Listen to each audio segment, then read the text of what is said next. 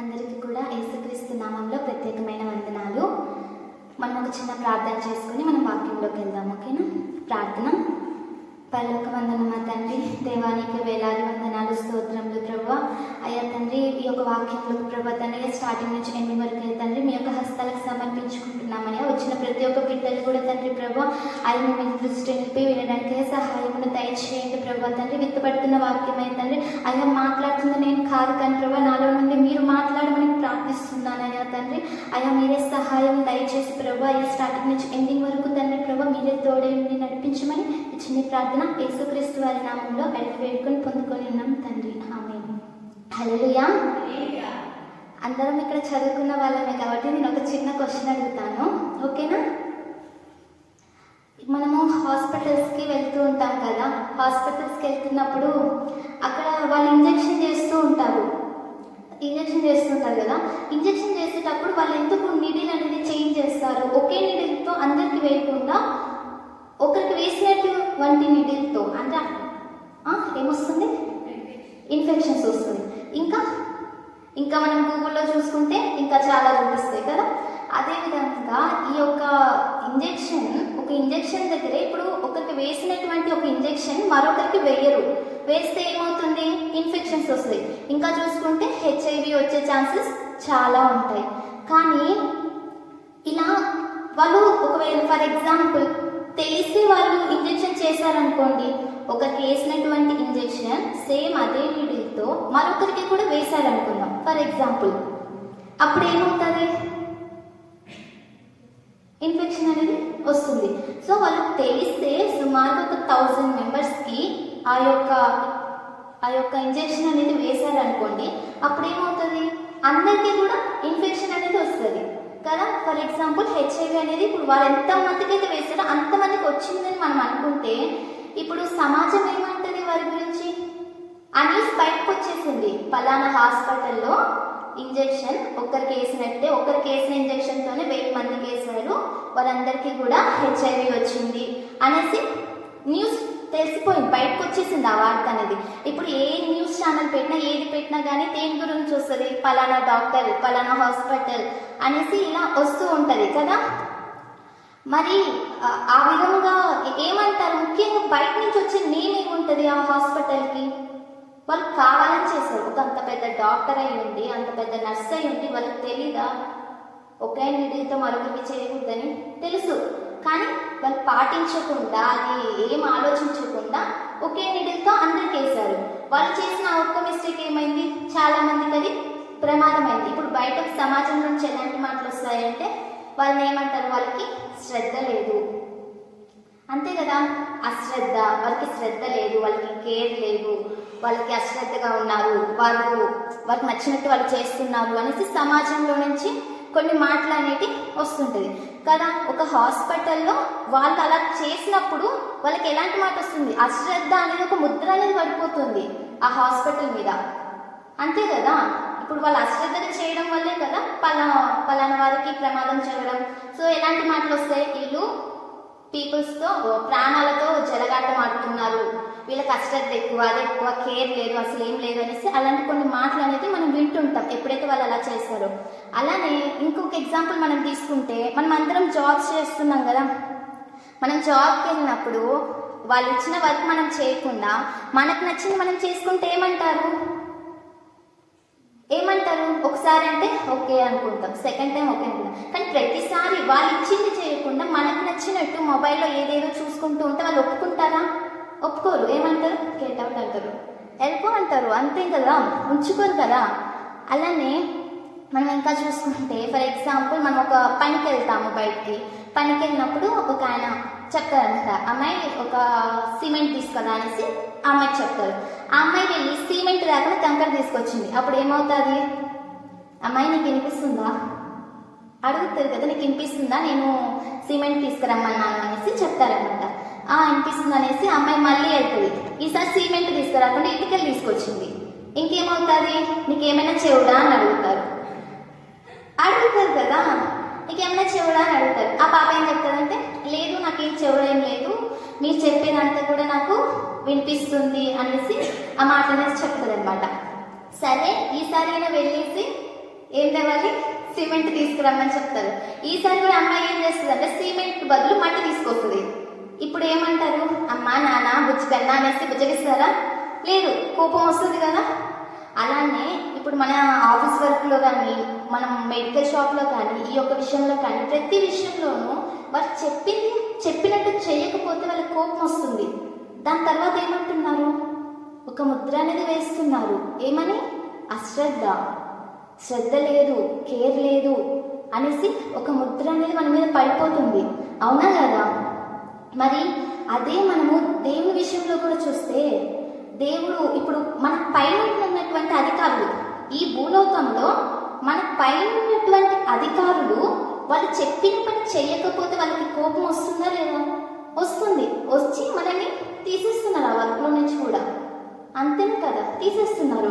మరి దేవుని దగ్గర మనం ఎలా ఉంటున్నాం? దేవుడు చెప్తుంది మనం ఎలా చేస్తున్నాం? ఈ లోకంలోని పైన ఉన్నటువంటి అధికారులే అంతగా ఉన్నప్పుడు మరి దేవుడు ఎలా ఉంటారు? నిజమే కదా, వాళ్ళు మనుషులే కదా, మన పైన ఉన్నటువంటి అధికారులు కూడా.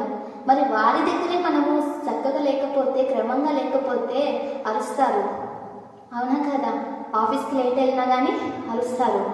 వారి దగ్గరే మనం ఎంతో భయభక్తులు కలిగి మనం ఉంటాం కదా. మరి మనం దేవుని దగ్గర ఎలా ఉంటున్నాము, దేవుడు చెప్తున్న మాటలు మనము ఎలా పాటిస్తున్నాము అనేది మనం తప్పకుండా ఆలోచించాలి. ఈరోజు మనం అందరికీ భయపడుతున్నాం. చాలా మంది మనుషులకు భయపడతారు కానీ దేవుడికి భయపడటం లేదు. చిన్న చిన్న బొద్దింకలకు కూడా భయపడతారు కానీ మహా ఆకాశం అంత ఆకారం కలిగిన దేవుడికి అయితే భయపడటం లేదు. ఈరోజు మనము ఒక మాట వాక్యం నుంచి చూసుకుందాం. ఈ లోకంలో ఉన్న అధికారులకు నువ్వు భయపడుతున్నావు కదా. ఈ లోకంలో ఉన్న అధికారులకి, అది మీ మేనేజర్ కావచ్చు, మీ టీచర్స్ కావచ్చు, అది మెంటర్స్ కావచ్చు, ఎవరైనా కావచ్చు. ఒక హాస్పిటల్కి వెళ్ళి ఇంజెక్షన్ చేయమని నర్స్ కాడికి వెళ్ళినప్పుడు ఒక నిమిషం ఆమె వీడియో చూసి చేస్తా అంటే ఎట్లుంటుంది? ఆమెకి హెల్ప్ కాలేక వచ్చింది అనుకుందాం, హాస్పిటల్కి వచ్చి నర్స్ కాడికి వెళ్ళి లేదా డాక్టర్ కాడికి వెళ్ళి నాకు ఇంజెక్షన్ చేయండి అంటారు. ఆమె కొంచెంసేపు ఆగు, ఒక వీడియో చూసి నేను మళ్ళీ చేస్తా అంటే ఊరుకుంటారా? ఊరుకుంటారు. పైన ఉన్న అధికారులకి తప్పకుండా కంప్లైంట్ చేస్తారు. అప్పుడు వాళ్ళు ఉంటారా? అక్కడ ఉంచుతారా? ఉంచరు, తీసేస్తారు. రోజు చేయాల్సిన అవసరంలా, కంటిన్యూగా చేయాల్సిన అవసరంలా, ఒక 2 times అని వాళ్ళు చేస్తామంటే తీసేస్తారు. మరి ఈరోజు దేవుని దగ్గర మనం ఎలా ఉంటున్నాం అనేది మనం ఒక వాక్యం ద్వారా మనం చూసుకుందాం. ఓకేనా? యాకోబు పత్రిక 1:22. యాకోబు పత్రిక 1:22.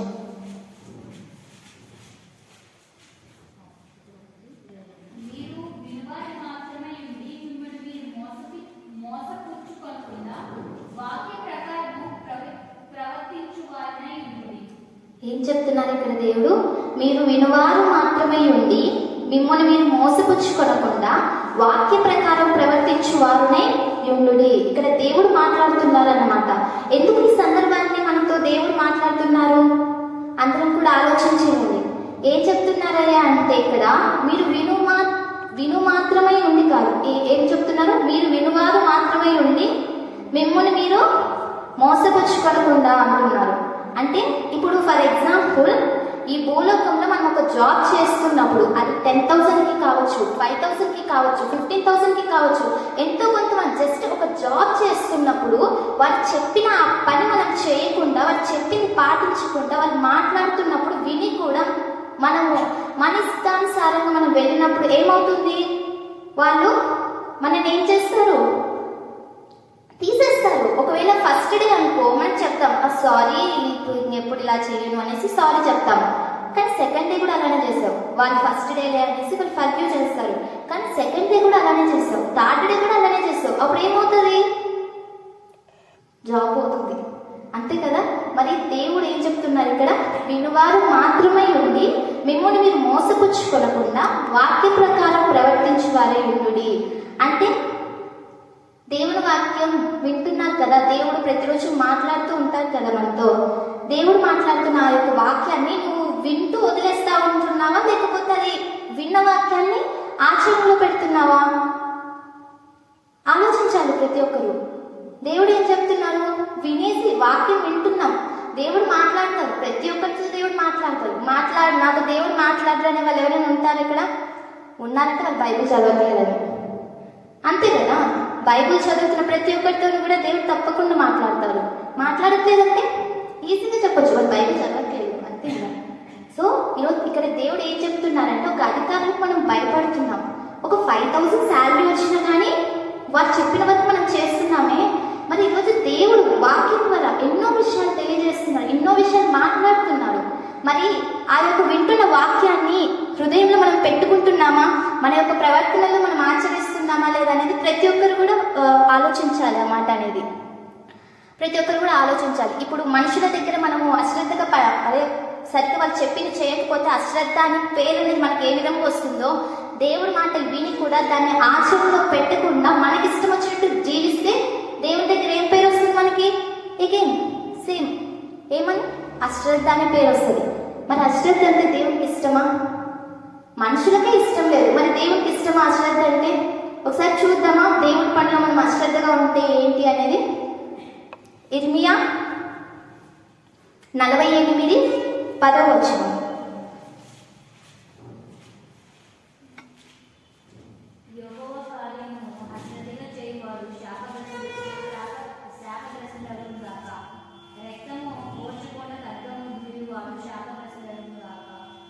ఇక్కడ దేవుడు ఏం చెప్తున్నారు? యెహోవా కార్యము అశ్రద్ధగా చేయువాడు శాపగ్రస్తుడవును గాక. అంటే దేవుని యొక్క కార్యం అనగానే అంటే ఏమని ఇక్కడ? యెహోవా కార్యము అశ్రద్ధగా చేయువాడు శాపగ్రస్తుడవును గాక. అంటే దేవునికి సంబంధించింది అది ఏదైనా సరే, దేవునికి సంబంధించినది ఏదైనా మనం చేస్తున్నాము, అది ఒక వాక్యం చెప్పడం కావచ్చు, వాక్యం వినడం కావచ్చు, అదేదైనా కావచ్చు. దేవుడు మనకి అప్పచెప్పిన పని, దేవుడు అప్పచెప్పిన పనిని నువ్వు ఎంత శ్రద్ధగా చేస్తున్నావు, ఎంత నమ్మకంగా నువ్వు చేస్తున్నావు. అది దేవుడు ఏదైతే చెప్తున్నాడు మనతో దేవుడు మాట్లాడుతూ ఉంటారు కదా, నీకు ఈ బలహీనతలు ఉన్నాయి, నువ్వు వదిలిపెట్టేసి అది కరెక్ట్ కాదు, అది మంచిది కాదు అనేసి చెప్తా ఉంటారు దేవుడు. అంతేనా? సో మనకి ఏ ఏ బలహీనతలు ఉన్నాయనేది ప్రతి ఒక్కరికి తెలుసు. ప్రతి ఒక్కరికి బలహీనతలు అనేది ఖచ్చితంగా ఉంటాయి. కానీ దేవుడు చెప్తున్న మాట ఏంటంటే అవి వదిలే, అది నీకు మంచిది కాదు. కొన్ని సిచ్యువేషన్స్లో నువ్వు ఇలా బిహేవ్ చేస్తున్నావు, కొన్ని పరిస్థితుల్లో నువ్వు ఇలా బిహేవ్ చేస్తున్నావు, అది కరెక్ట్ కాదు, మార్చుకో అనేసి దేవుడు మనకి చెప్తూ ఉంటారనమాట. మనం ఎప్పుడైతే దేవుడి పని అంటే ఏంటి ఇక్కడ ఈ చెప్తున్న వాక్యం ఏంటంటే, యెహోవా కార్యమును అశ్రద్ధగా చేయువాడు శాపగ్రస్తుడు అవును కాక అనేసి క్లియర్గా ఇక్కడ ఉంది. అంటే దేవుని పనులలో నువ్వు ఎలా ఉంటున్నావు? దేవుని పనులు అంటే దేవుడు పెట్టిన ఏదైతే మనం దేవుని పని చేస్తున్నావు వాటన్నిటిలో నువ్వు ఎలా ఉంటున్నావు, నీ యొక్క స్పిరిచువల్ లైఫ్లో నువ్వు ఎలా ఉంటున్నావు అనేసి దేవుడు ఇక్కడ మాట్లాడుతున్నారు. ప్రతి ఒక్కరు కూడా ఆలోచన చేయాలి. మనం ఎలాంటి సిచ్యువేషన్లో ఉన్నా మనము దేవుని యొక్క బిడ్డగా మనం ఎలా ఉంటున్నాము అనేది ప్రతి ఒక్కరికి కూడా మనము ఆలోచన అనేది చేయాలనేసి ప్రభు పేట మనం చేసుకుంటున్నాము. అలాగే ఇంకా మనం చూసుకుంటే దేవుడు మనకి ఛాన్స్ ఇస్తూ ఉంటారు. ఒకప్పుడు పాత నిబంధనలో మనము ఎంతో మందిని చూసాం కదా. కొన్నిసార్లు అయితే పాత నిబంధనలు వాళ్ళ మాట వినకపోతే వారిని వారికి మరణం రావడాలు కూడా ఎన్నో చూస్తుంటాం. కానీ ఇప్పుడు మనకు అలా ఏమైనా జరుగుతుందా? లేదు కదా. దేవుడు మనకి సమయాన్ని ఇస్తున్నారు. ఆ సమయం ఇచ్చినప్పుడు మనం ఏం చేయాలి? మారాలి లేదా? మారాలి. దేవుడు చెప్తున్నాడు ఆయన పని ఏదైనా సరే, అంటే ఆయన ఆజ్ఞలు మనం గైకున్నప్పుడు, ఆయన బిడ్డలుగా మనం మారినప్పుడు, ఆయనతో మనం ఉంటున్నప్పుడు ఆయన చెప్పినట్టు మనం చేయాలి. ఒక అధికారి కింద పని చేసినప్పుడు ఆయన చెప్పింది చేయకపోతే గెట్ అవుట్ అంటున్నారే, మరి దేవుడు చెప్తున్నప్పుడు ఆ పని మనం ఎలా చేస్తున్నాం, ఎలా రిసీవ్ చేసుకుంటున్నాం? దేవుడు ఇది మార్చుకో అంటే మార్చుకునే మనసు వస్తుందా? మార్చుకోవాలనే ఆ యొక్క మనసు అనేది వస్తుందా? సిద్ధపడుతున్నామా అనేది మనం తప్పకుండా చూసుకోవాలి. ఒక ఆఫీస్కి వెళ్ళి వర్క్ చేయకపోతేనే వాళ్ళు ఏమంటారు? చూస్తారు తీసేస్తారు ఫైనల్గా. అంతే కదా. First day, second day, third అలా చూసి మళ్ళీ ఇంకా తీసేస్తారు. తీసేసి ఏమైనా ఊరికే ఉంటారంటే ఉండరు. ఒక మాట అనేది తప్పకుండా పడుతుంది. ఏమని? అశ్రద్ధ, కేర్ లేదు, నెగ్లిజెన్స్ అంటారు, కేర్ లేదని చెప్తారు. ఇలా ఎన్నో మాటలు అనేది మనకి పైన ఉన్నటువంటి అధికారుల నుంచి మనకు వస్తూ ఉంటాయి. ఈ లోకంలో జస్ట్ ఒక జాబ్ చేస్తున్నప్పుడే అందులోనే వాళ్ళు చెప్పింది చెయ్యకపోతే ఎన్నో మనం ఎదుర్కోవాల్సి వస్తుంది. మరి దేవుడు చెప్తున్న ప్రతి మాట నువ్వు ఎంతవరకు ఆలోచిస్తున్నావు, ఎంతవరకు వాటిని క్రియల్లో పెడుతున్నావు, ఎంతవరకు జీవితాన్ని మార్చుకుంటున్నావు అనేది మనం తప్పకుండా ప్రతి ఒక్కరు కూడా అది ఆలోచన చేయాలండి. అదేవిధంగా దేవుడు ఎలా ఉంటారు, మనుషుల దగ్గర మనం నెగ్లెక్ట్ చేస్తే ఊరుకోవడం లేదు. మరి దేవుడి దగ్గర నెగ్లెక్ట్ చేస్తే, దేవుడి దగ్గర అశ్రద్ధ చూస్తే దేవుడు ఊరుకుంటారా? దేవుడు సైలెంట్గా ఉంటారా? చెప్పాలందరూ. నీ పైన ఉన్నటువంటి అధికారుల దగ్గరే నువ్వు నిర్లక్ష్యం చేస్తే తీసేస్తున్నారు అక్కడి నుంచి, మీకు ఇచ్చిన ఆ యొక్క ప్లేస్ కానీ ఆ యొక్క అధికారం నుంచి తీసేస్తున్నారు. మరి దేవుడి దగ్గర అశ్రద్ధగా ఉన్నప్పుడు దేవుడు సైలెంట్గా ఉంటారా? ఒక వాక్యం మనం చూసుకున్నాము. కీర్తనలు 7వ అధ్యాయం 11వ వచనం.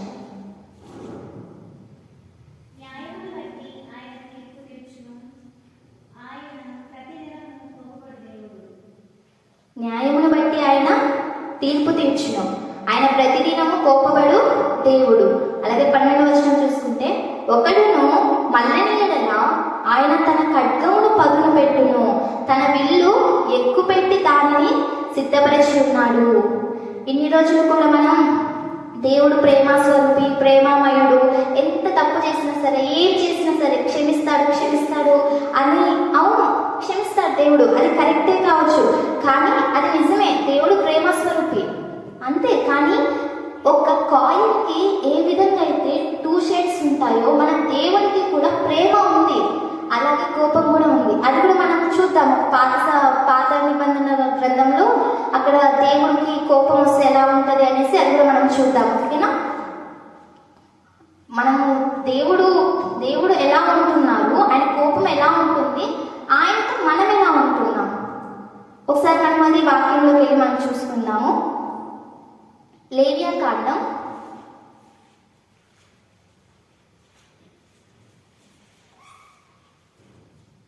10:1 వచనం. అహరోను కుమారులైన నాదాబు, అబీహు తమ ధూపాలను తీసుకొని వాటిలో నిప్పులుంచి వాటి మీద ధూపద్రవ్యం వేసి యెహోవా తమ ఆజ్ఞాపించులని వేరొక అగ్నిని ఆయన సన్నిధికి తేగా. 2వ వచనం.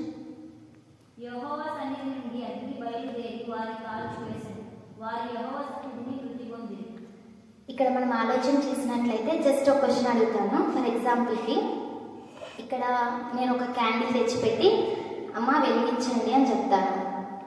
ఒకరేమో పేపర్ తీసుకుంటారు, ఇంకొకరేమో ఒక స్టిక్ తీసుకొని వెలిగించవచ్చు, ఇంకొకరేమో మ్యాచ్ బాక్స్ తీసుకోవచ్చు. కానీ దేంతో తీసుకున్న క్యాండిల్ వెలగడమే కదా కావాల్సింది, ఏది తీసుకున్న వెలగడమే కదా కావాల్సింది. మరి ఇక్కడ దేవుడి దగ్గర మనం చూస్తే దేవుడు ఎంత పర్ఫెక్ట్ అయ్యా అంటే, ఆయన చెప్పింది చేయలేదు. ఇక్కడ వీళ్ళు అక్కడ ఏమని ఉంది సెకండ్లో, యెహోవా సన్నిధి నుండి అగ్ని బయలుదేరి వారిని కాల్చివేసెను. ఎందుకని?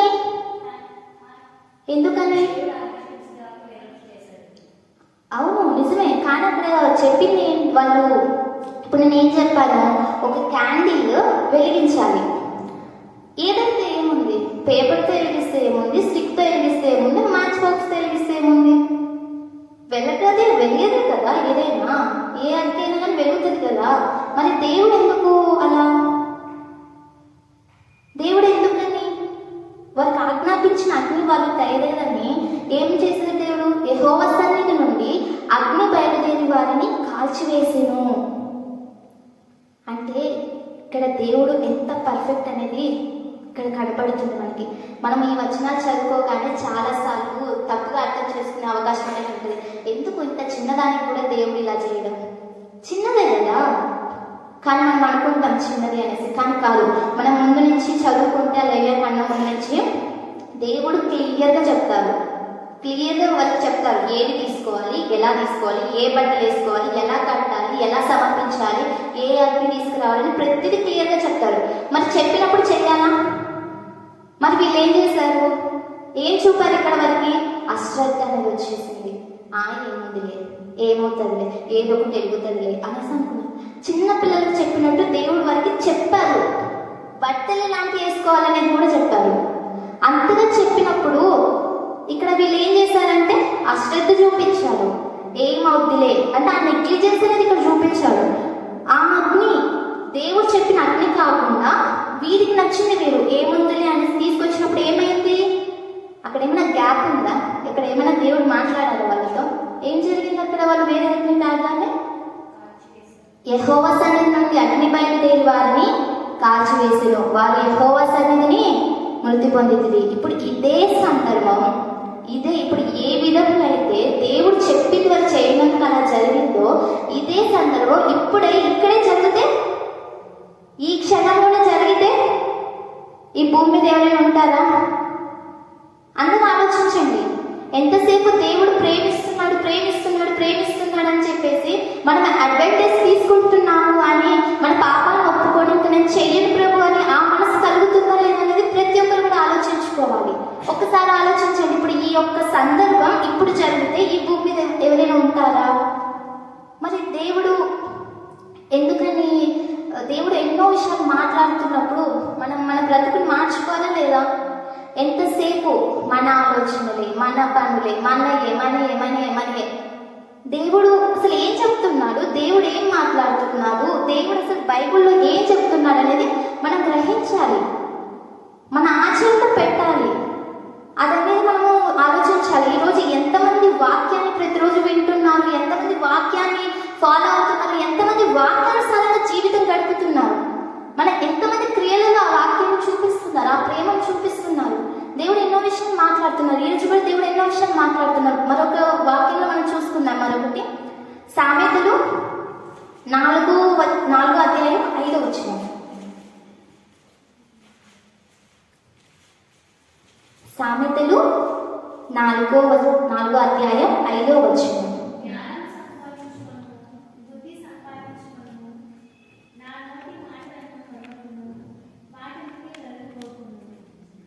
ఇక్కడ దేవుడు ఏం చెప్తున్నారు? కంటిన్యూగా జ్ఞానం గురించి మాట్లాడుతున్నాడు. జ్ఞానం సంపాదించుకోను, బుద్ధి సంపాదించుకోను, నా నోటి మాటలను మరవకుము, వాటి నుండి తొలగిపోకుము.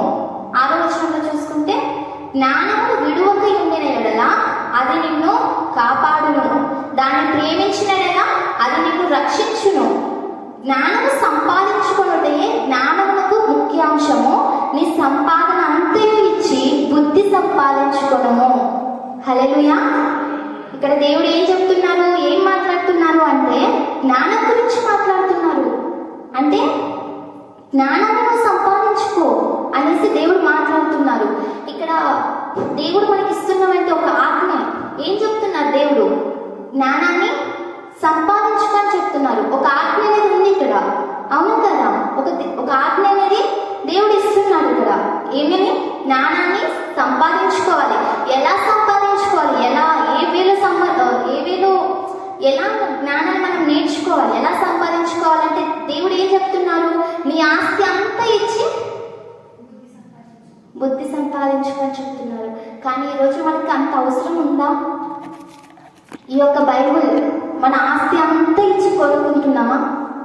మన ఆస్తి, మన కిడ్నీస్ అన్ని అమ్ముకొని అలా అమ్మేసుకొని ఆ డబ్బులన్నీ పోగు చేసుకొని బైబుల్ కొంటున్నామా? లేదు కదా. మహా అంటే ఎంత ఉంటుంది? 200 రూపీస్కి స్టార్ట్ అవుతాయి. కొంతమంది బైబిల్స్ ఫ్రీగా కూడా ఇస్తుంటారు, అంతే కదా. కొంతమంది బైబిల్స్ ఫ్రీగా ఇచ్చి వాళ్ళకు వాక్యాన్ని నేర్పించాలి అనేసి ఆ యొక్క వేళ ఫ్రీగా బైబిల్స్ కూడా పంచుతారు, అవును కదా. ఇప్పుడు మనము బైబిల్ కోసం మన ఆస్తులన్నీ అమ్ముకోవాల్సిన అవసరం ఏమైనా ఉందా? లేదు. కానీ దేవుని ఉద్దేశంలో చూస్తే ఏమని ఉంది? నీ ఆస్తి అంతా ఏముంది? అసలు బుద్ధి అంటే ఏంటి, జ్ఞానం అంటే ఏంటి, బుద్ధి ఎలా సంపాదించుకోవాలి? ఇక్కడ దేవుడేమో చెప్తున్నారు నీ ఆస్తి అంతా ఇచ్చి బుద్ధి సంపాదించుకోవాలి. అసలు బుద్ధి అంటే ఏంటి, జ్ఞానం అంటే ఏంటి? మనం వాక్యంలో చూసుకుందాము. ప్రతిదీ కూడా మనం వాక్యంలో చూసి మాట్లాడుకుందాం. కొలస్సీయులకు రాసిన పత్రిక 2వ అధ్యాయం 3వ వచనం.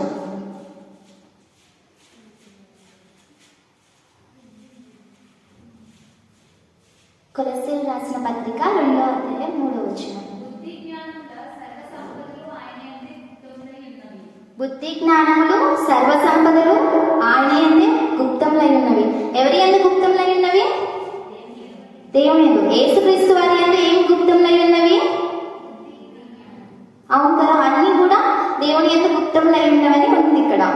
అసలు యేసుక్రీస్తు వారు ఎవరు? దేవుడే. కానీ బైబిల్లో చూద్దాం, ఓకేనా? యోహాను సువార్త 14:6 అక్కడ వివరించి ఉన్నాను. యేసు నేనే మార్గమును సత్యమును జీవమును, నా ద్వారానే తప్ప ఎవడనూ తండ్రి యొద్దకు రాడు. ఏమంటున్నారు ఇక్కడ? ఏసే ఏం చెప్తున్నారు ఇక్కడ?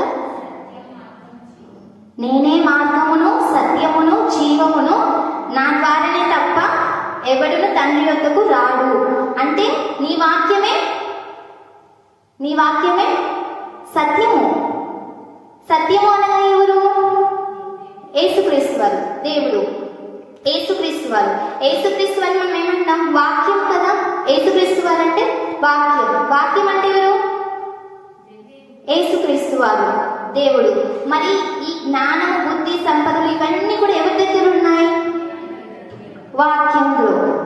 వాక్యం దగ్గర కదా ఉండేది. మనం ఇందాక చూసుకున్నాం కదా వచ్చిన సామెతల్లో, బుద్ధి జ్ఞానం సర్వ సంపదలు అన్నీ కూడా మనకి యేసుక్రీస్తు వారి దగ్గరే ఉన్నాయి. నీకు బుద్ధి కావాలన్నా, నీకు జ్ఞానం కావాలన్నా, సర్వ సంపదలు కావాలన్నా ఎగిన్ మనం ఏం చేయాలంటే వాక్యాన్ని చూడాలి. మనకి ప్రతిదీ కూడా మనకి వాక్యం ద్వారానే మనకు వస్తుంది. ప్రతిదీ వాక్యంలోనే ఉంది. మన దేవుని దగ్గర అన్నీ ఉన్నాయి. ఈ వాక్యం ఎప్పుడైతే మనం చదువుతామో, ఎప్పుడైతే మనం పాటిస్తామో, ఎప్పుడైతే మనం నేర్చుకుంటామో, ఎప్పుడైతే దాన్ని మన ఆచరణలో పెడతామో, దేవుడు తప్పకుండా మనం అడిగిన కంటే ఊహించిన వాటికంటే ఉన్నతంగా ఇచ్చే దేవుడు. సో ఇప్పుడు మన జ్ఞానం కావాలన్నా, ఏది కావాలన్నా మనము మన ఆస్తంతా ఇచ్చి తెచ్చుకోవాల్సిన అవసరం లేదు. మన బైబిల్లో మన దేవుడు మాట్లాడుతున్న ఆయన ఇచ్చిన మాటలను మనము హృదయంలో పెట్టుకొని మనం వాటి ప్రకారం మనం నడుచుకున్నప్పుడైతే దేవుడు తప్పకుండా ఆయన సహాయం చేసే దేవుడు. ఈరోజు ముఖ్యంగా దేవుడు చెప్తున్నది ఏంటంటే వాక్యం మనం చదవాలి. ప్రతిరోజు మనం వాక్యం చదవాలి. లేకపోతే ప్రతిరోజు వాక్యం చదివినా కానీ ఇప్పుడు సడన్గా కొంతమంది వాక్యం చదవడం ఇంట్రెస్ట్ లేదు అనుకోండి, వాక్యం నేర్చుకునే ఇంట్రెస్టే లేదనుకోండి, ఏసఐ దగ్గరికి వెళ్ళి ఏసయ్య నేను బాగా మ్యూజిక్ ప్లే చేస్తాను, నాకు పర్లోకి నీ అంటిస్తాడు దేవుడు, పోమంటాడు నరకానికి, నువ్వు కూడా నరకానికి వెళ్ళిపో అనేసి అంటాడు కదా.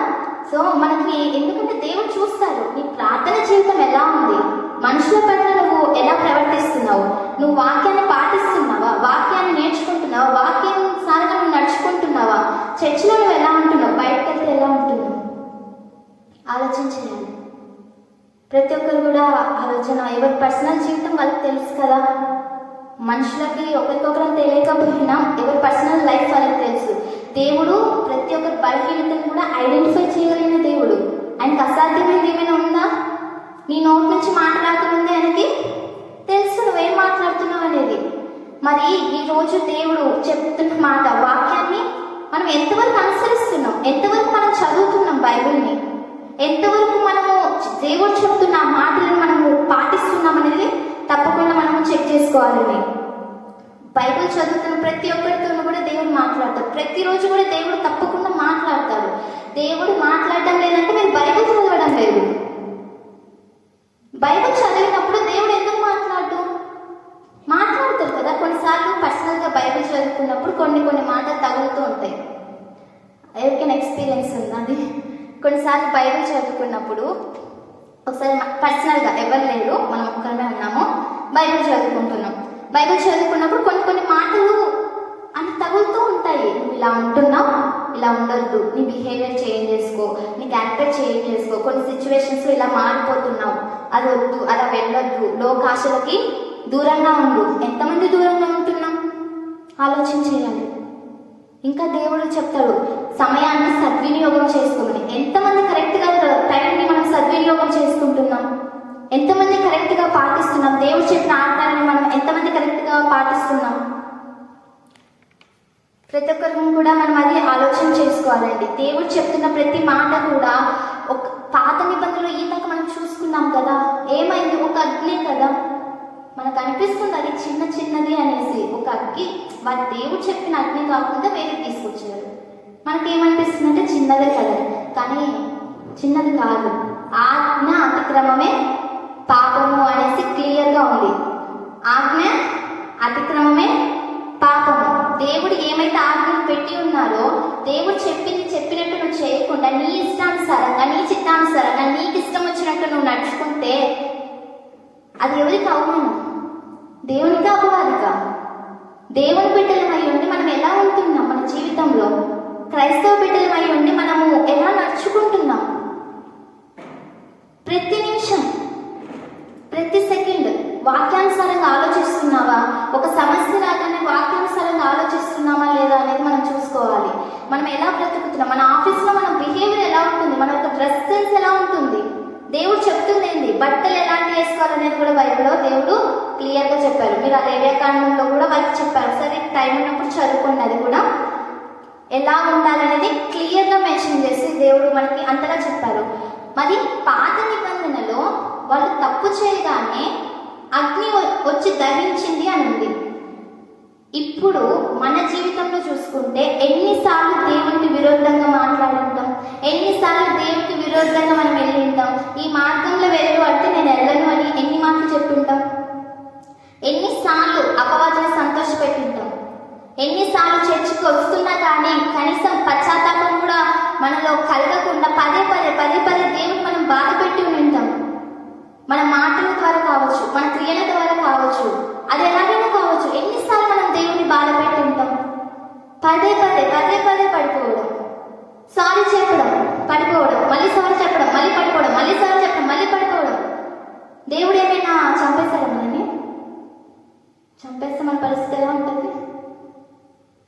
ఆలోచించండి.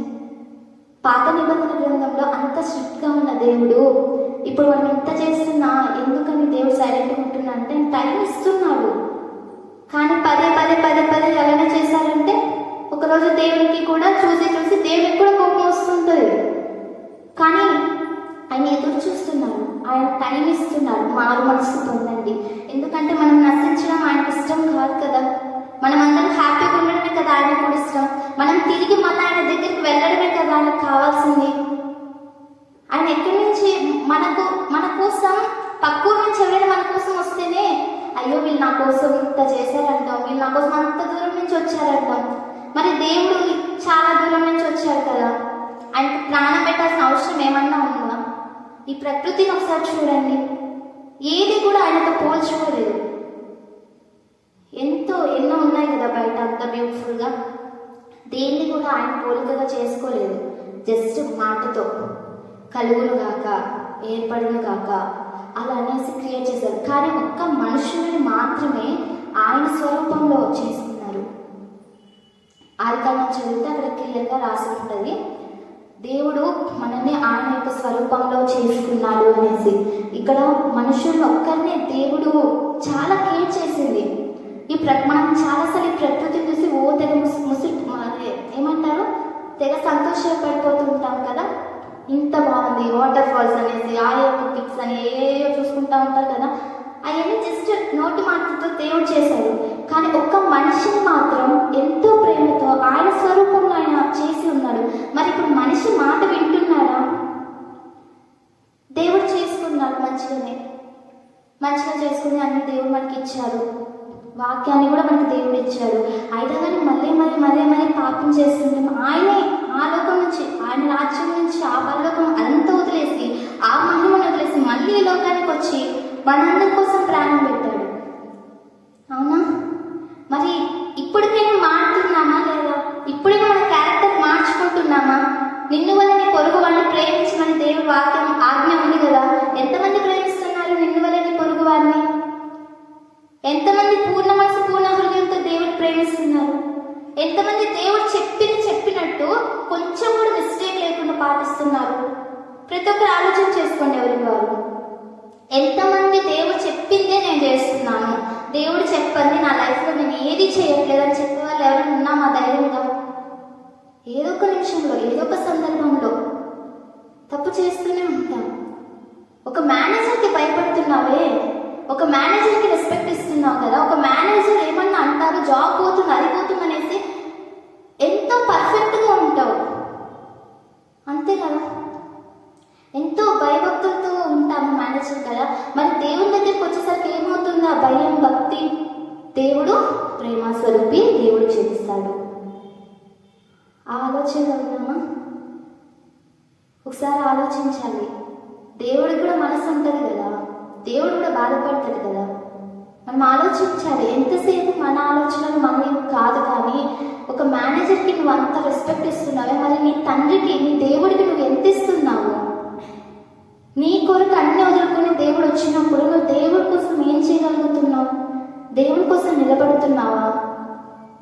ప్రతి ఒక్కరు కూడా ఆలోచన చేసుకోవాలి. ఈరోజు దేవుడు అసలు పాత నిబంధన గ్రంథంలో దేవుడు వారిని అగ్నితో దహించేశారు. మరి ఇప్పుడు ఏం చేస్తున్నారు దేవుడు? ఇప్పుడు మనకి ఎందుకు అలా జరగడం లేదు? చూద్దామా దేవుడు ఏం చేస్తున్నారో. వాక్యంలో చూసుకుంటే యెషయా 65:2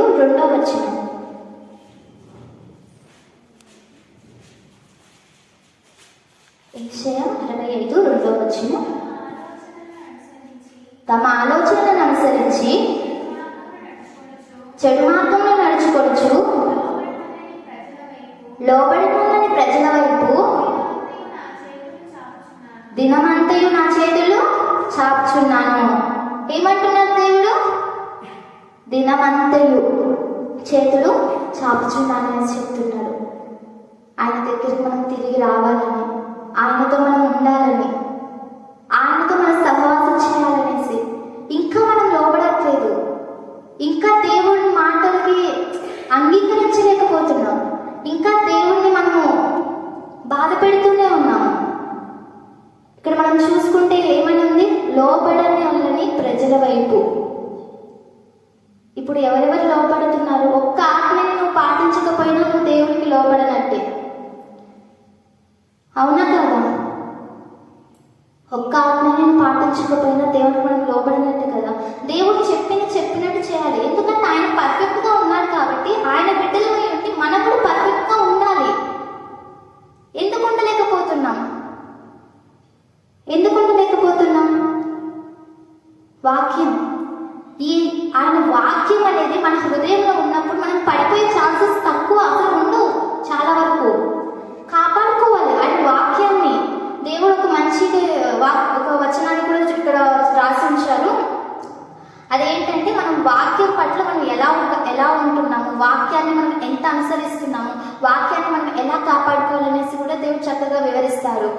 మనం ఈరోజు ఆలోచన చేసేది ఏంటంటే, పాత నిబంధన గ్రంథంలో ఒక్క అగ్ని, దేవుడు చెప్పిన అగ్ని కాకుండా వేరే అగ్ని తీసుకొచ్చినందుకే వారిని యెహోవా సన్నిధి నుంచి అగ్ని వారిని దహించెను అనేసి చనిపోయినట్టు కూడా అక్కడ క్లియర్గా ఉంది. కానీ ఈ రోజు ఇంకా ఇంకా ఇంకా పదే దేవుణ్ణి బాధ పెడుతూ, వాళ్ళ గాయాలను రేపుతూ ఇంత చేస్తున్నా ఇంకా ఆయన ఏం చేస్తున్నాడంటే చంపేయట్లేదు, టైం ఇస్తున్నాడు. ఆయన చేతులు చాపి ఎదురు చూస్తున్నాడు. ఇప్పటికైనా క్యారెక్టర్ మార్చుకుంటావా? ఇప్పటికైనా బిహేవియర్ మార్చుకుంటావా? ఇప్పటికైనా ఆత్మీయంగా ఉంటావా? ఇప్పటికైనా బైబిల్ చదువుతావా? ఇప్పటికైనా వాక్యాన్ని పాటిస్తూ ఆయన చిత్తంలో నడుచుకుంటావా? అందరూ ఆలోచన చేయాలి. ఎందుకు? ప్రతి ఒక్కరి బలహీనతలు ఉంటాయి. అందుకే దేవుడు ఈ మాట చెప్తున్నది ఏంటంటే, ఆయన చేతులు చాపి ఉన్నారంట. ఇప్పుడు ఫర్ ఎగ్జాంపుల్ మనమే ఇలా చేయి చాపుతాం ఒక 3 hours, ఏమవుతుంది? పెయిన్ వస్తుంది కదా, ఒక పెయిన్ వస్తుంది. ఒక్కొక్కసారి 3 hours వద్దులే, ఈ వాక్యం అయిపోయే వరకు ఇలా పెట్టుకుందాం అనుకో, పెయిన్ వస్తుంది. ఎంతసేపు ఉంచుతాం ఇలా చెయ్యి? ఎంతసేపు ఉంచగలం? అసలు చెయ్యి తీయొద్దు, అలానే ఉండాలి. తీస్తే ప్రాబ్లం అని చెప్తే, తీస్తే బాగోదు, అలానే ఉంచాలని చెప్తే ఏమన్నా నా పరిస్థితి అట్లా కదలేక ఇట్లా కదలేక అలా స్టక్ అయిపోయి ఉన్నామంటే కదా. మరి దేవుడు ఏం చేస్తున్నారు? దినమంతయు. మరి ఇప్పటికైనా మనం మారాలి కదా, మన హ్యాబిట్స్ కానీ, మన బిహేవియర్ కానీ, మనం ఇతరుల పట్ల ఉండే ఆ విధానం కానీ, ఆయన ఆత్మని మనం కైకొనాలి. మనం పదే దేవుణ్ణి బాధ పెట్టకూడదు కదా. ఆయన మన కోసం ఎన్నో త్యాగాలు చేశారు కదా. మనం చేయాల్సింది ఏంటి? ఆయన పర్ఫెక్ట్గా ఉన్నారు, మనం పర్ఫెక్ట్గా ఉన్నాం. మన తండ్రి పర్ఫెక్ట్ కాబట్టి మనం కూడా పర్ఫెక్ట్గా ఉండాలి. మనం వాక్యం పాటించాలి. ఈ బైబిల్ మనకి ఇచ్చింది ఎందుకు? దేవుడు ఆయన ప్రేమ అంతా ఇందులో ఉంది. నువ్వు ఎప్పుడైతే తీసి చదువుతావో దేవుడు తప్పకుండా మాట్లాడతాడు. క్లియర్గా చిన్న పిల్లలకు చెప్పినట్టు చెప్తాడు. ఇలా ఉండద్దమ్మా, ఇలా ఉండాలి, ఇలా వెళ్ళొద్దు, ఇలా వెళ్ళాలి, నీ బిహేవియర్ పలానా చోట్ల ఇలా ఉంటుంది, అది కరెక్ట్ కాదు, అది మార్చుకో, టైంని యూజ్ చేసుకో, లోకాశలో పోకు చెప్తారు దేవుడు క్లియర్గా. అలాగే ఈ వాక్యం పట్ల దేవుడు ఎలా ఉండమని చెప్తున్నారంటే, సామెతను మనం చూసుకుంటే 7వ అధ్యాయం 2వ వచనం. సామెతలు 7:2 వచనం. నా ఆజ్ఞలను నీవు మనసున ఉంచుకొనిన యెడల నీ కనుపాప వలె నా ఉపదేశమును కాపాడిన యెడల నీవు బ్రతుకుదు. నా ఆజ్ఞలను నీవు మనస్సున ఉంచుకొనిన యెడల నీ కనుపాప వలె నా ఉపదేశమును కాపాడిన యెడల నీవు బ్రతుకుదువు. ఏమని చెప్తున్నాడు దేవుడు ఇక్కడ? ఆయన ఉపదేశం, ఆయన ఒక వాక్యాన్ని మనం ఎలా కాపాడుకోవాలి? కనుపాప వలె కాపాడుకోవాలనేసి దేవుడు క్లియర్గా చెప్తున్నారు మనకి ఇక్కడ. అంటే ఏంటి కనుపాప వలె అంటే? కనుపాప వలె అంటే ఏంటి? కంటి రెప్పనా? ఓకే, ఇప్పుడు ఫర్ ఎగ్జాంపుల్ ఒక ఈగ అనేది వచ్చింది అనుకుందాం. ఇలా వెళ్ళిపోయిందనుకో, మనం ఏమవుతుంది? మన కళ్ళు క్లోజ్ అవుతున్నాయి, అంతా రెస్పాండ్ అవుతున్నాయి కదా, అవును కదా. ఇప్పుడు మన చెయ్యి, నా చెయ్యి కదా, నా చెయ్యి పెడితే నా కన్ను క్లోజ్ అయిపోతుంది, నా చెయ్యి నా కన్ను నమ్మట్లా, చూడు అంత మంచిగా రెస్పాండ్ అవుతుంది. ఇలా వచ్చినప్పుడు ఆటోమేటిక్గా అది క్లోజ్ అయిపోతుంది. కావాలంటే ట్రై చేసి చూడండి. ఇలా అంటుంటే క్లోజ్ అయిపోతుంది, నా చెయ్యే కదా, కానీ నన్ను కూడా నమ్మట్లేదు, అంత రెస్పాండ్ అవుతుంది. మరి అపవాది ఈరోజు తెలిసి నీ దగ్గరికి వస్తున్నారా, తెలియకుండా నీ దగ్గరికి వస్తున్నారా? తెలిసి నిన్ను పడేస్తున్నారా, తెలియకుండానే పడేస్తున్నారా? ప్రతి ఒక్కరు ఆలోచించాలి. మన కన్ను చూడండి, సడన్ గా ఒక అటాక్ వచ్చినప్పుడు అది క్లోజ్ అవుతుంది, ఇది నా చెయ్యే కదా, కానీ ఈ చెయ్యి మీద కూడా నమ్మకం లేదు నా కన్నుకి. అంత జాగ్రత్తగా మనము దేవుని యొక్క మాటలను కాపాడుకోవాలి, అంత జాగ్రత్తగా మనం ఉండాలి. అప్పుడే మనము దేవునిలో ఎదగలం, దేవునిలో నిలబడగలం. ఈ యొక్క రెఫరెన్స్ నేను ఎందుకు చూపించానంటే, ముఖ్య ఉద్దేశం ఏంటంటే, ఇక్కడ మన కనురెప్పనే ఇంత అటాక్ కాకుండా మన చెయ్యిని కూడా అది నమ్మట్లేదే, మనం ఇలా వెళ్తున్న క్లోజ్ అయిపోతుంది. అంతే చక్కగా మనము దేవుని యొక్క వాక్యాన్ని మన హృదయంలో ఉంచుకొని మనం వాక్యానుసారంగా ఉంటున్నామా లేదా అనేది మనం చూడాలి. అపవాది మొబైల్ తీసుకుంటాం కదా, మనము మొబైల్ తీసుకొని దేవుని పాటలు విందామని తీసుకుంటాం. ఫర్ ఎగ్జాంపుల్ దేవుని పాటలు తీసుకుంటాం, తెలుగు క్రిస్టియన్ సాంగ్స్ అనేసి సెర్చ్ బాక్స్లో మనం ఎంటర్ చేసినప్పుడు వస్తాయి. అలా మనం సెర్చ్ చేసినప్పుడు ఇంకొకటి ఏదో వచ్చిందే అనుకుందాం, అది ఇదేదో భలే ఉంది అనేసి ఈ ఫస్ట్ మర్చిపోయి వేరే వీడియోలోకి వెళ్ళిపోయావే అంటే పరిస్థితి ఏంటి? ముఖ్యంగా రీల్స్ చూసేవాళ్ళు, రీల్స్ చూసే వాళ్ళకైతే ఇంకా మనం చెప్పాల్సిన అవసరం లేదు. దేవుడు అపవాది కూడా ఎలా మోసపరుస్తారంటే, ఫస్ట్ దేవుడిదే అలా పెడతారు, మనం దానిలోకి వెళ్ళిపోయిన అలా అలా పైకి అనుకుంటే వెళ్ళిపోతుంటే అపవాది యొక్క వీడియోస్ అన్నీ కూడా మస్తుగా వస్తాయి. అంటే ఇక్కడ ఏమవుతుంది? అపవాది అట్రాక్ట్ చేసుకుంటున్నాడు, ఈ మొబైల్ ద్వారా అట్రాక్ట్ చేసుకుంటున్నాడు అపవాది. మరి నువ్వు గమనిస్తున్నావా? అది అపవాది అట్రాక్ట్ చేసుకుంటున్నారని గమనిస్తున్నావా? దేవుడు ఏం చెప్తున్నాడు? ఇది నా దేవునికి విరుద్ధం, ఇది నా దేవుడికి ఇష్టం లేదు, ఇది నేను చేసిన దేవుడు బాధపడతారని ఆ ఆలోచన ఏమైనా మనకు వస్తుందా రావడం లేదో చూసుకోవాలి. నీ కనుపాపని అంత చక్కగా కాపాడుకుంటున్నావే, ఒక ఈగ రాకపోతే కన్ను మూసేస్తున్నావా? మూసేయకుండా ఎక్కువ అనేసి అలా తెచ్చి పెడుతున్నామా? చెప్పండి, మూసేస్తున్నాం, ఆటోమేటిక్గా మూసేస్తున్నాం. మన చేస్తుంటే కూడా అది తెరవట్లేదు, క్లోజ్ అయిపోతుంది. మరి ఈరోజు ఆ యొక్క అపవాది చేతిలోకి అంత ఈజీగా ఎట్లా వెళ్ళిపోతున్నాం? మనం ఆలోచించాలి. ఎందుకో మొబైల్ తీసుకొని ఎందుకయ్యా నన్ను ఇంతకు ప్రేమించావు, ఆ పార్టీలో పోయి ఏదో వీడియోలోకి పోయి 30 minutes 40 minutes అక్కడే వేస్ట్ అయిపోతుంటుంది కదా. మనము అలా చదువుతున్నప్పుడు మనం గమనించాలి, మనం అక్కడ ఎవరికి అట్రాక్ట్ అవుతున్నాం? దేవునికి టైం ఇస్తున్నామా లేదా దయ్యానికి టైం ఇస్తున్నామా? అపవాది కూడా ఏం చేస్తుందయ్యా అంటే, యవ్వన కాలంలోనే పట్టుకుంటుంది. దేవుడు యవ్వనస్తులు కావాలని కోరుకుంటాడు కదా, యవ్వనస్తులు ఆయన పని చేయాలని కోరుకుంటాడు కదా. మరి దయ్యం కూడా అదే చేస్తుంది, అపవాది యవ్వన కాలంలోనే పట్టేసుకోవాలని చూస్తుంది. మరి ఆ పట్టుకునేది మనము గ్రహించాలి, ఆయన ఆజ్ఞను గ్రహించాలి. దేవుడు ఏం చెప్తున్నాడు, దేవుడు ఏం చెప్పట్లేదు, ప్రతిదీ మనం వాక్యానుసారంగా చూసుకోవాలి. ఆజ్ఞ అతిక్రమమే పాపం అనేసి క్లియర్గా ఉంది. ఆజ్ఞ ఏంటి, మనం పాటిస్తున్నామా లేదా? 99 చేసి ఒకటి వదిలేస్తున్నామా? ప్రతిదీ కూడా మనము చూసుకోవాలి. దేవుడు చెప్పినట్టు మనము నడుచుకోవాలి. దేవుడు ఏదైతే చెప్తున్నాడో అది మనం చేసే విధంగా మనం ఈరోజు ఉంటున్నామా లేదా? ఒకవేళ ఉండకపోతే మార్చుకునే ప్రయత్నం చేస్తున్నామా లేదా? దేవుడు ఏం చెప్తున్నాడు? దినమంతే లోబడిన వాళ్ళ వైపు నా చేతులు చాపి ఉంచి ఉన్నాను. మరి ఇప్పటికైనా మనం లోబడాలి కదా, ఇప్పటికైనా ఆయనకి ఇష్టం లేని మనం తీసేసుకోవాలి కదా. సో మనం అందరం కూడా ఆలోచించుకోవాలి. ఒకవేళ మన జీవితం దేవునికి విరోధంగా ఉంటే, దేవునికి ఆయాస్కరంగా ఉంటే, మనం ప్రతి ఒక్కరం కూడా ఆయన మన కోసం ఎదురు చూస్తున్నారు కదా. ఆయన మళ్ళీ త్వరలో రానే ఉన్న దేవుడు కదా. ఆయన యొక్క పరలోక రాజ్యానికి మనం వెళ్ళాలంటే, ఆ యొక్క రాకడలో మనం ఎత్తబడాలంటే మన జీవితం ఎలా ఉండాలి? మనం పరిశుద్ధంగా ఉండాలి. మన దేవుడు పరిశుద్ధం కాబట్టి మనం కూడా పరిశుద్ధంగా ఉండాలి. ప్రతిదీ కూడా ఆయన సహాయం చేసే దేవుడు. ఏ వీక్నెస్ ఉన్నా, ఏ బలహీనత ఉన్నా ఆయన అడిగినప్పుడు ఆయన తప్పకుండా సహాయం చేస్తాయ్యా, నాకు ఈ బలహీనత ఉందయ్యా, ఈ నుంచి నన్ను విడిపించాయ్యా అనేసి మనం ప్రార్థన చేసినప్పుడు ఆయన తప్పకుండా సహాయం అనేది చేస్తాడు. బైబిల్లో మనం పేతురు గారి విషయం చూసుకుంటే, పేతురు కూడా పడిపోతారు కదా, 3 times ఏమో అబద్ధం కూడా చెప్తారు కదా. కానీ మళ్ళీ ఏమైంది? పడిపోయాను ఇంకొద్దు అనే సత్యం ఏమైనా కంటిన్యూ చేస్తారా? ఒకవేళ ఆయన అట్నే కంటిన్యూ చేస్తే ఏమవుతుంది? నరకానికి పోతాడు. అప్పుడు ఏసై దగ్గరికి వచ్చి, ఏసై నేను ఎప్పుడు నీతోనే ఉన్నాను, ఏసై నేను సమస్తాన్ని వదిలేస్తానయ్యా అనేసి అంటే ఏమంటాడు దేవుడు? వెళ్ళిపో అంటాడు. ఎక్కడికి? నరకానికి. ఎందుకంటే చెప్పాడు, నాకు ఏసై అంటే ఎవరో తెలియదు అనేసి అబద్ధం చెప్పాడు. కానీ పేతురు మళ్ళీ ఏం చేశాడు? తెలుసుకున్నాడు. ఆయన బలహీనత ఏంటి? అక్కడ ఒక భయం అనేదానికి ఏర్పడింది.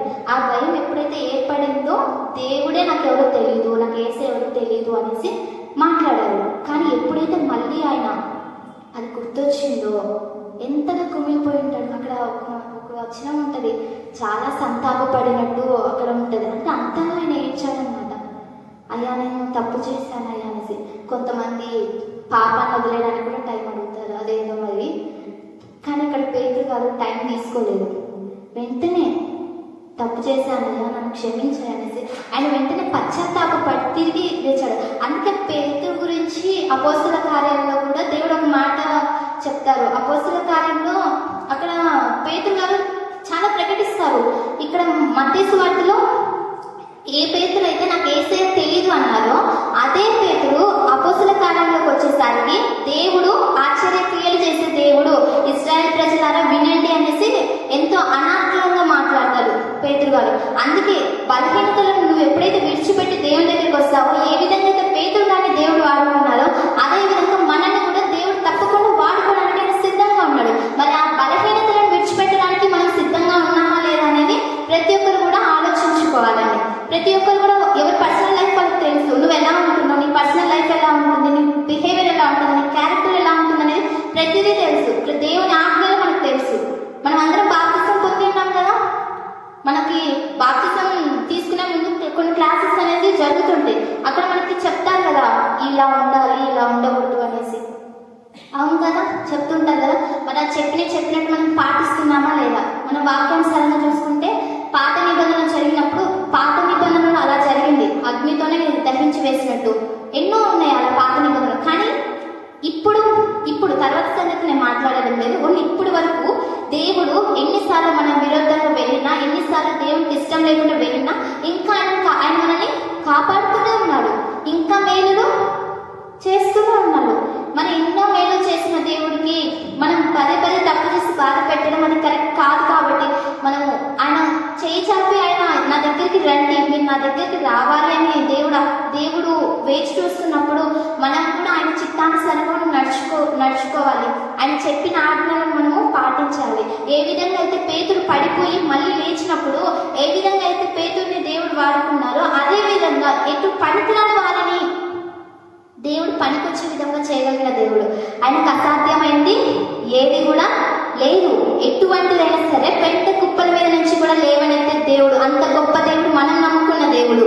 ఓకేనా? ఇప్పటి నుంచి మనం ఎప్పుడు చూసినా మనము ఈ రోజు నుంచి ఈ క్షణం నుంచి కూడా మనం దేవుని కోపాన్ని చూసాము, దేవుని ప్రేమని కూడా చూసాము. దేవుని కోపం ఎలా ఉందని అంటే చాలా దారుణంగా ఉంది. అది మనకు కావాలా?